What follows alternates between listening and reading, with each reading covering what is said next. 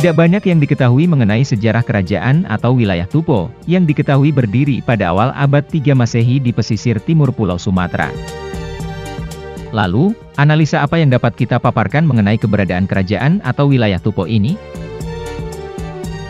Apabila kita kembali ke lini masa sejarah, maka akan kita temukan fakta bahwa nama Tupo berdiri di Sumatera setelah runtuhnya kawasan Kandis, atau tepatnya menjelang keruntuhan dinasti Satavahanas di India yang terjadi pada tahun 230 Masehi. Sejauh ini tidak ada catatan yang menyatakan bahwa interaksi antara Sumatera dan India setelah Kandis runtuh, tetap terus berjalan. Namun dari beberapa catatan sejarah Cina, dapat kita ketahui bahwa interaksi perdagangan antara kawasan Sumatera dengan Cina, masih terus berjalan melalui kerajaan Hindu yang terletak di Funan, yang saat ini berada di sekitar Kamboja.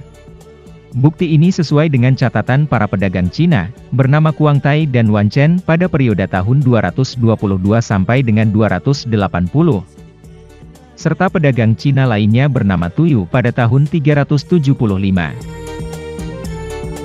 Ketiga pedagang ini mencatat mengenai keberadaan sebuah kota yang menjadi pusat perdagangan, bernama Tup atau Tupo, yang terletak di Pulau Sumatera.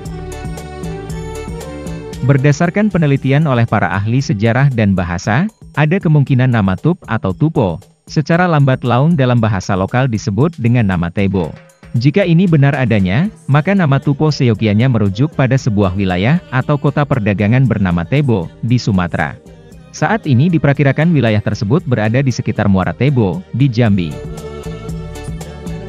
Satu hal yang perlu diingat sebagai catatan adalah kondisi Pulau Sumatera di bagian timur pada saat itu belumlah sama dengan kondisi yang ada saat ini. Jika kita bandingkan perakiraan bentuk peta Sumatera di awal-awal Masehi dengan bentuk Pulau Sumatera saat ini, maka bisa kita lihat terdapatnya sebuah teluk besar di kawasan pesisir timur Pulau Sumatera. Teluk ini membentang kurang lebih di sepanjang Sungai Batanghari, di mana posisi Muara Tebo menjadi sangat ideal untuk sebuah kawasan pelabuhan besar. Mungkin berdasarkan kondisi ini pula lah yang menyebabkan daerah sepanjang Sungai Batanghari, atau wilayah Jambi, terkenal sangat kaya dengan artefak-artefak keramik kuno Cina. Bahkan banyak dari keramik-keramik antik tersebut, berusia lebih tua dari Kekaisaran Sriwijaya. Hal lain yang menarik mengenai catatan para pedagang Cina mengenai Tupo ini adalah, mereka sama sekali tidak menyinggung adanya sebuah kerajaan, atau keberadaan seorang kepala pemerintahan negara yang resmi. Di sisi lain, di sekitar Muara Tebo tidak pula ditemukan peninggalan-peninggalan sejarah yang menunjukkan pernah terdapat sebuah kerajaan di sana. Dan tidak pula ada kisah atau legenda masyarakat, yang menyinggung tentang keberadaan sebuah kerajaan kuno atau raja di daerah Muara Tebo pada abad 3 Masehi. Maka berdasarkan fakta-fakta tersebut dapat kita simpulkan bahwa Tupo bukanlah sebuah kerajaan, melainkan sebuah kota pelabuhan yang juga sekaligus berfungsi sebagai pusat perdagangan. Tupo yang berarti terobosan, juga dapat kita analogikan sebagai sebutan bagi para pedagang Cina untuk sebuah wilayah atau kota yang telah melakukan terobosan yang cukup fenomenal pada masanya. Hal ini bisa diartikan pula bahwa Tupo adalah kota perdagangan pertama di Nusantara, yang diswakelola oleh masyarakat lokal, tanpa melibatkan pihak luar. Kemungkinan para pengelola kota ini adalah koto-koto atau nagari-nagari yang sebelumnya berada di bawah wilayah administrasi Kandis, yang dikelola oleh bangsa India. Karena posisinya yang berada di pesisir timur Sumatera, maka secara logika, Tupo lebih condong untuk berinteraksi dengan wilayah semenanjung Malaysia, Kerajaan Funan di Kamboja, hingga terus menuju ke Cina. Selain karena jalur perdagangan tersebut lebih dekat, pada masa itu pula kerajaan India sedang mengalami kemunduran ekonomi, menjelang jatuhnya kerajaan dinasti Satavahanas. Dan seperti yang kita ketahui, kerajaan dinasti Satavahanas selanjutnya terpecah-pecah menjadi beberapa kerajaan-kerajaan kecil, yang mungkin dianggap kurang menguntungkan dari sisi ekonomi. Eksistensi Tupo tidaklah berlangsung lama, bahkan kurang dari 1 abad.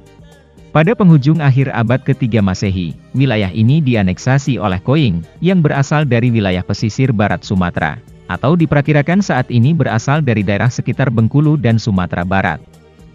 Tidak ada catatan sejarah mengenai bagaimana dan mengapa Tupo diambil alih oleh Koing. Namun yang dapat dipastikan adalah, Koing mampu bertahan hingga kurang lebih selama 4 abad, menguasai wilayah tengah Pulau Sumatera, sebelum akhirnya Koing itu sendiri berubah menjadi Kerajaan Melayu Jambi, pada tahun 640 Masehi. Kota pelabuhan Tebo mulai ditinggalkan pada abad ke-4 Masehi, akibat dari pendangkalan daerah Teluk Tebo yang terjadi secara terus-menerus, hingga daerah ini tidak dapat lagi disinggahi oleh kapal-kapal besar. Pada abad ke-6, Pulau Sumatera mulai berbentuk seperti yang kita dapati saat ini, dan Teluk Tebo sudah menjadi sebuah dataran luas, di mana saat ini Provinsi Jambi berada, dan di mana kota Tebo dulu berada, saat ini diperkirakan telah menjadi kota Muara Tebo. Jadi, apakah nama Tebo itu sendiri memang berawal dari nama Tupo sesuai dengan penamaan para pedagang Cina? Tentu hal ini memerlukan penelitian mendalam yang lebih lanjut. Seperti layaknya di daerah-daerah lain di Indonesia, masih banyak sejarah yang masih menjadi misteri dan belum terungkap. Semoga suatu saat nanti, bukti-bukti baru bermunculan dan dapat melengkapi kisah perjalanan panjang dari bangsa yang besar ini. Demikianlah analisa sejarah mengenai Tupo yang kami susun berdasarkan lini masa sejarah, dan dari berbagai analisa para ahli, serta kisah-kisah rujukan. Semoga bermanfaat bagi kita semua, untuk semakin memahami sejarah, dan memperkokoh rasa persatuan dalam kekerabatan. Karena sejatinya, kita semua bersaudara.